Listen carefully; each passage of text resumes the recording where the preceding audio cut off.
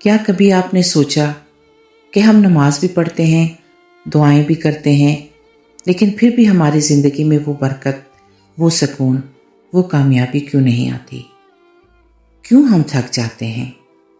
کیوں ہم بکھر جاتے ہیں؟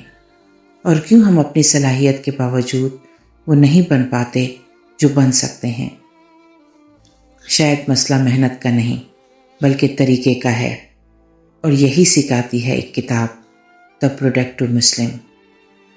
اس کتاب کے آتھر ہیں محمد فارس، ایک معروف اسلامک پروڈکٹیوٹی ایکسپرٹ، جنہوں نے مسلمانوں کے لیے ایک ایسا کنسیپٹ انٹروڈیوس کیا کہ پروڈکٹیوٹی صرف دنیا کے لیے نہیں، دین کے لیے بھی ہونی چاہیے۔ انہوں نے پروڈکٹیو مسلم پلیٹ فارم بھی بنایا، جہاں لاکھوں لوگ اپنی زندگی بہتر بنانے کی کوشش کر رہے ہیں۔ دی پروڈکٹیو مسلم ایک ایسی کتاب ہے جو ہمیں یہ سکھاتی ہے کہ ایک مسلمان کیسے اپنی زندگی کو بیلنسڈ بنا سکتا ہے، کیسے وہ دین اور دنیا دونوں میں کامیاب ہو سکتا ہے، اور کیسے وہ اپنی انرجی، وقت اور نیت کو صحیح جگہ پر لا سکتا ہے۔ یہ صرف ٹائم مینجمنٹ نہیں، یہ لائف مینجمنٹ ہے، اسلام کے اصولوں کے ساتھ۔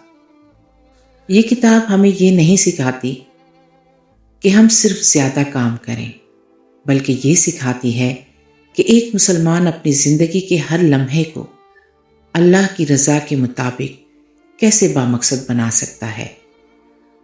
یعنی ہماری زندگی کا ہر عمل، ہر سوچ، ہر کوشش کسی نہ کسی اعلیٰ مقصد سے جڑی ہو۔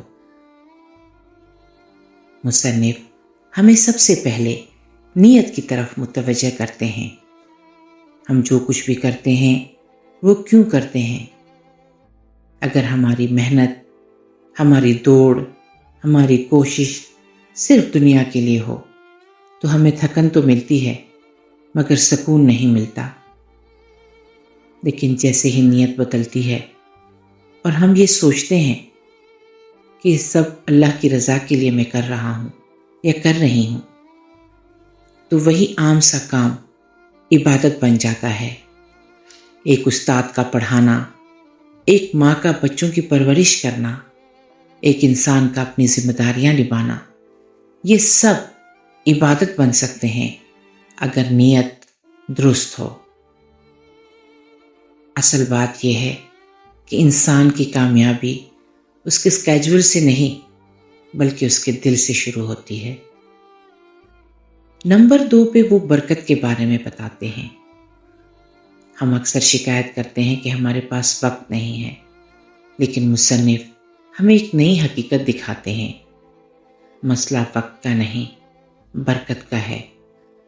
2 افراد کے پاس ایک ہی 24 گھنٹے ہوتے ہیں، لیکن ایک کچھ خاص نہیں کر پاتا اور دوسرا بہت کچھ حاصل کر لیتا ہے۔ یہ فرق کیوں ہوتا ہے؟ کیونکہ ایک کے وقت میں برکت ہوتی ہے اور دوسرے کے وقت میں نہیں۔ جب انسان اللہ سے جڑا رہتا ہے، نماز کا پابند ہوتا ہے، اپنے اعمال کو صاف رکھتا ہے، تو اللہ اس کے وقت میں ایسی برکت ڈال دیتا ہے کہ کم وقت میں بھی بڑے کام ہو جاتے ہیں۔ تیسرے نمبر پر نماز کے بارے میں بتاتے ہیں کہ نماز ایک روحانی طاقت ہے۔ یہ کتاب نماز کو صرف ایک فرض کے طور پر نہیں دیکھتی بلکہ اسے ایک طاقت کے طور پر پیش کرتی ہے۔ نماز ہمیں دنیا کی بھاگ دوڑ سے روک کر اللہ کے سامنے کھڑا کر دیتی ہے۔ یہ لمحے ہمیں سکون دیتے ہیں، ہمارے دل کو ہلکا کرتے ہیں اور ہمیں دوبارہ طاقت دیتے ہیں کہ ہم اپنی ذمہ داریوں کو بہتر طریقے سے نبھا سکیں۔ اگر انسان نماز کو بوجھ سمجھے تو وہ تھکتا جاتا ہے، لیکن اگر وہ اسے سہارا سمجھے تو وہ سنبھل جاتا ہے۔ اب وقت کا صحیح استعمال ہم کیسے کریں؟ یہ کتاب ہمیں یہ نہیں سکھاتی کہ ہم ہر لمحے کو صرف مصروفیت سے بھر دیں، بلکہ یہ سکھاتی ہے کہ ہر لمحے کو بامعنی بنایا جائے۔ مصنف کے مطابق صبح کا وقت سب سے قیمتی ہوتا ہے، فجر کے بعد کا وقت سب سے زیادہ مؤثر ہوتا ہے۔ بے مقصد مصروفیات انسان کی توانائی ختم کر دیتی ہیں۔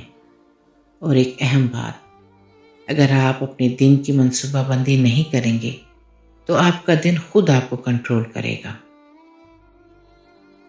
نمبر 5 پہ بتاتے ہیں توجہ اور ضبط، نفس پر قابو۔ ہماری سب سے بڑی کمزوری یہ ہے کہ ہم ایک کام پر قائم نہیں رہتے۔ ہم شروع کرتے ہیں، پھر چھوڑ دیتے ہیں، پھر ٹال دیتے ہیں۔ مصنف ہمیں یہ سمجھاتے ہیں کہ اصل جنگ باہر نہیں، انسان کے اپنے اندر ہوتی ہے۔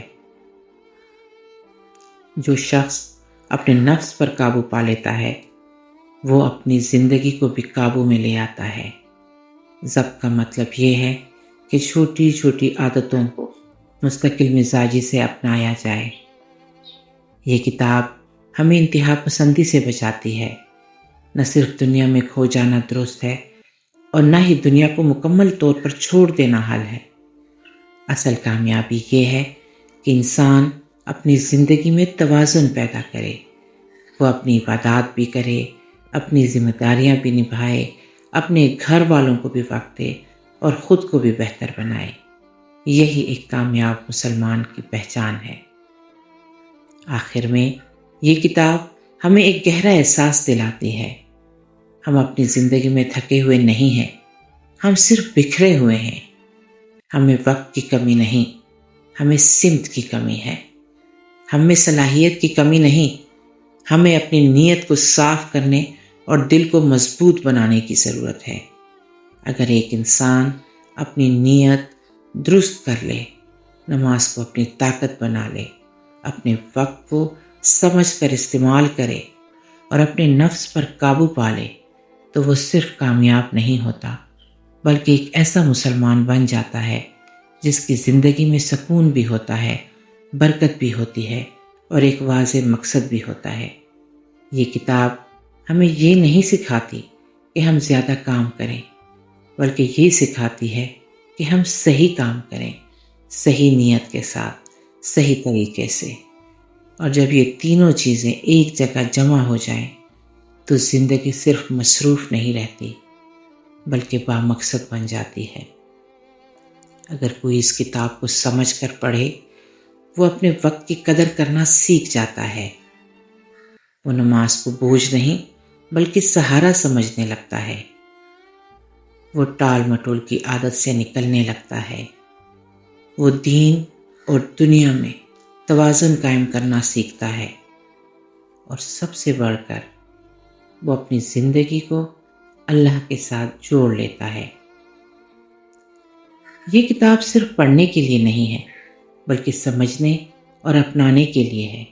اسے آہستہ آہستہ پڑھیں، ہر بات پر غور کریں اور اپنی زندگی میں نافذ کریں، کیونکہ یہ محض معلومات نہیں دیتی، یہ انسان کو بدلنے کی صلاحیت رکھتی ہے۔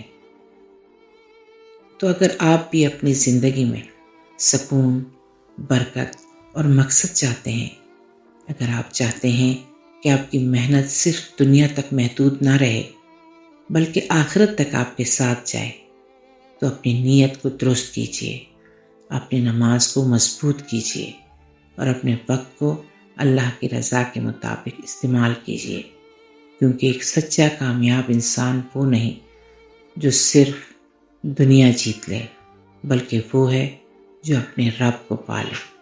اور جب انسان اپنے رب کو پا لیتا ہے تو پھر اسے کچھ کھونے کا خوف نہیں رہتا۔